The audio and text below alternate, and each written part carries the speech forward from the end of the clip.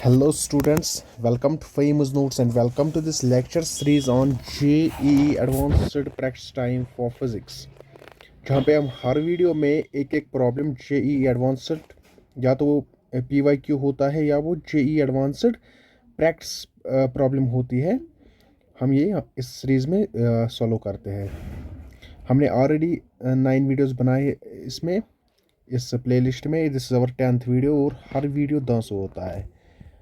You should not skip any of the video in particularly if you are preparing for JEE Advanced. So without wasting your further time, let's get started with today's question. This is our today's numerical problem. A particle is moved along the path AB, then BC, then CD, DE, EF and finally FA as shown in the figure in presence of a force दिया गया है F is equal to alpha y i cap plus 2 alpha x j cap newtons, where x and y are in metres and alpha जो है your alpha is -1 newton per metre. Then I have to find the work done by this force in this whole journey. देखिए question क्या है। Body ने ए से start किया, पहले ये ए से लेके बी तक गई, फिर ये बी से लेके सी तक गई, देन सी से लेके डी तक गई, डी से लेके ई तक गई, देन ई से लेके एफ तक गई एंड देन फाइनली एफ से लेके कहाँ तक गई, ए तक। तो in presence of this force कितना है, it is 2 alpha i cap plus 2 alpha j, और अल्फा जो है आपका it is -1 newton per metre. Okay, then what I have to do, I have to find the work done by this force in this whole journey. I hope the question is quite clear to you. Let's get started. देखिए पहले देखो, particle कहीं पे भी हो इस space में, इस एक्स वाई लेमिना में, ठीक है ना, पार्टिकल की एक पोजीशन होगी। क्या होगी, पार्टिकल की एक पोजीशन होगी। What do you mean by particle की पोजीशन होगी, पार्टिकल का एक पोजीशन वेक्टर होगा। That position vector I am denoting by, let us suppose r, और r is x i plus y j. This is nothing but the position vector of the particle.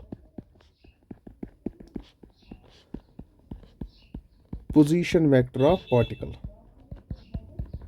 Okay, then differentiate करेंगे इस और को। I am having d r is equal to d x I cap plus d y j cap. I hope this is quite clear to you यहाँ तक, ठीक है ना। This is nothing but the differential position vector of the particle.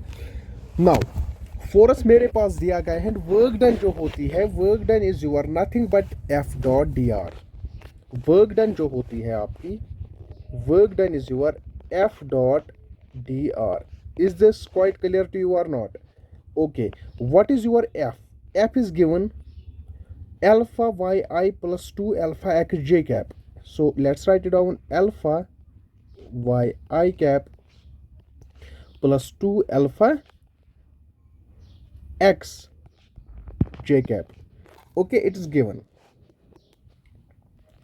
Dot, what is your dr? Dr मैंने अभी ऊपर निकाला था, it is given 2x I cap plus dy j cap. Is this quite clear to you or not? बहुत ही बढ़िया। So I can write as dw जो है मेरा, your dw is nothing but alpha y dx plus 2 alpha x dy। Okay, dot product मैंने किया, dot co dot के साथ ही हो जाएगा। बहुत ही बढ़िया। This is my differential work, infinitesimal work. dw is equal to alpha y dx plus 2 alpha x dy. Now it's important,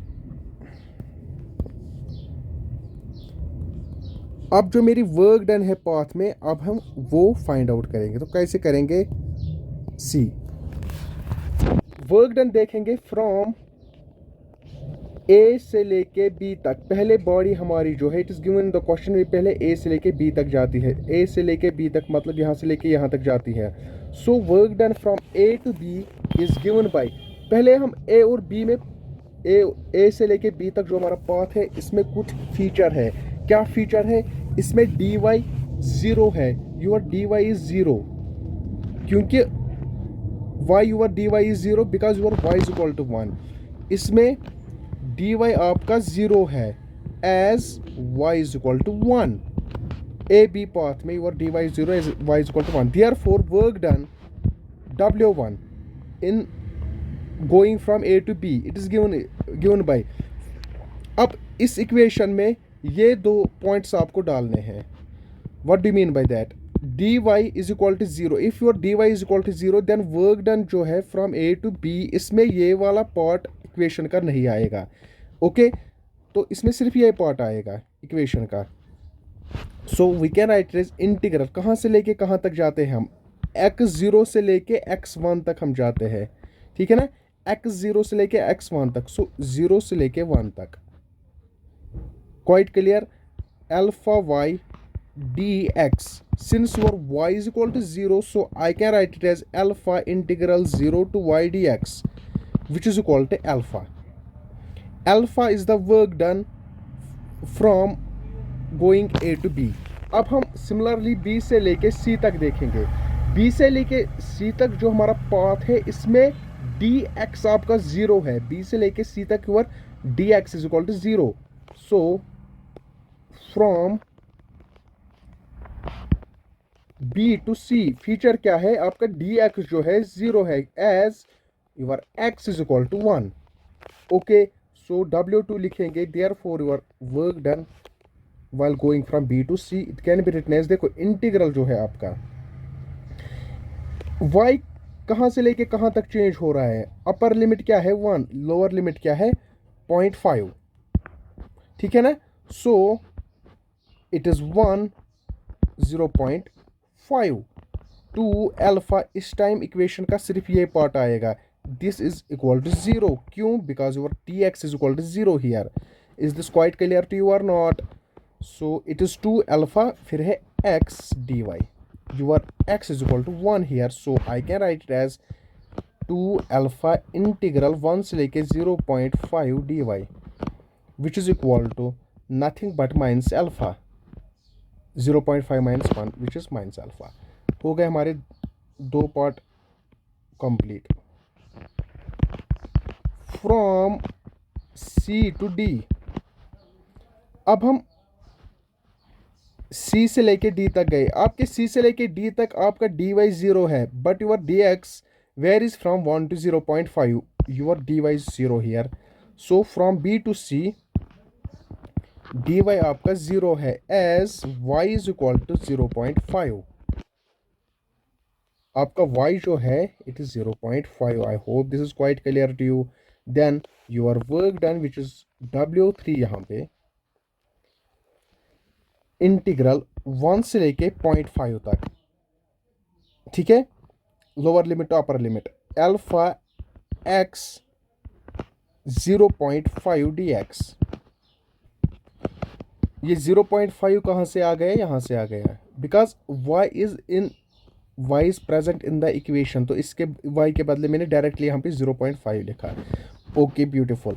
after you integrate this your x यहाँ पे कितना है? अच्छा x तो वेरी हो रहा है. After you integrate this what you are having is minus alpha by 4 from this integral. What's minus alpha by 4? It's the work done while going from, शाबाश, कहाँ से लेके कहाँ तक? C से लेके D तक. सिमिलरली फ्रॉम D से लेके E तक, जब हम D से लेके E तक गए, D से लेके E तक में आपका जो dx है इट इज़ 0. dx इज 0 मतलब ये इक्वेशन, इस टाइम इक्वेशन का ये पार्ट नहीं आएगा, बस ये पार्ट आएगा. Is that clear to you और नॉट? सो फ्रॉम D से लेके E तक what you are having is your dx is equal to 0. Okay, as your x जो है it is 0.5.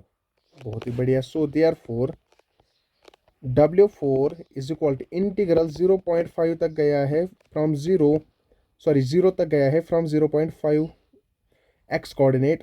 So it can be written as 2 alpha into your dy is 0.5 यहाँ पे dy. Okay, it's again minus alpha by 2. अब हम देखेंगे when the body goes from E से लेके F तक, ई से लेके एफ तक your d y is zero, E से लेके एफ तक your d y is zero, from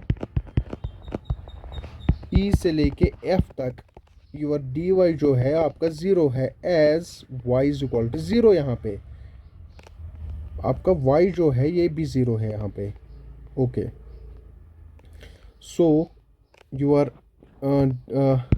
W5 है अब, हाँ 4, W5 it is integral alpha into, देखो y is equal to zero मतलब x पार्ट आएगा, x पार्ट आएगा ये, मगर x यहाँ पे जो y है ये तो ज़ीरो है, so it is alpha into zero into D x, ये तो ज़ीरो हो गया।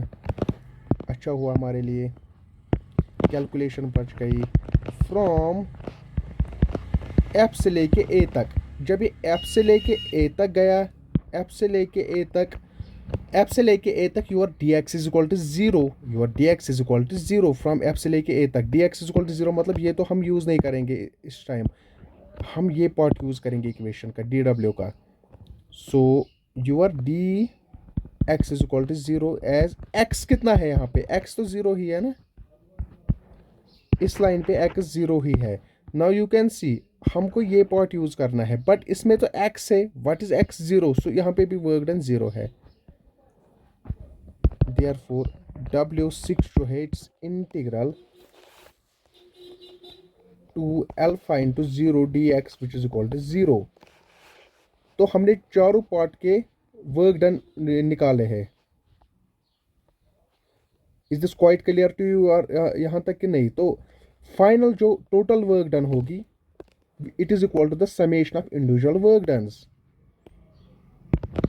Therefore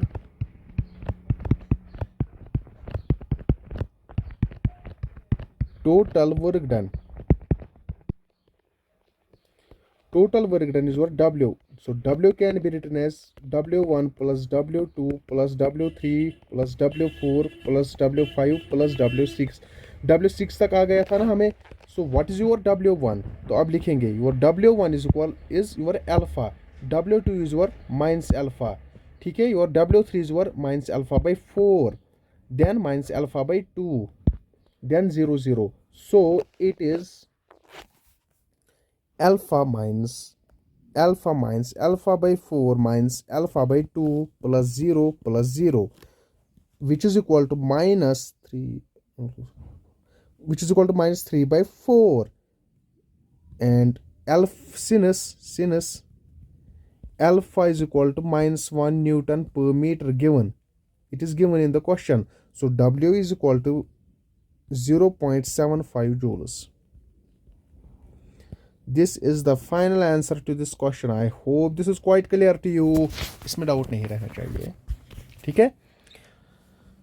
मेक श्योर कि आपने सब्सक्राइब की होगी चैनल अभी तक। These are the previous questions जो कि हमने इस सीरीज़ में सॉल्व किए हैं। बहुत क्वेश्चंस हो गए हैं और ये तो हो ही जाएंगे। ऑलमोस्ट 300 प्लस क्वेश्चंस हम इस सीरीज़ पे करेंगे, ठीक है। If you are having any doubt related to this question और एनी अदर क्वेश्चन जो कि मैंने सॉल्व किया है, यू मे आस्क मी, ठीक है। या कोई क्वेश्चन जो आपको समझ नहीं आ रहा है तो आप चाहते हो कि मैं उसका सोल्यूशन बनाऊँ, you are always welcome for that. Okay, will catch you soon in the next video, bye.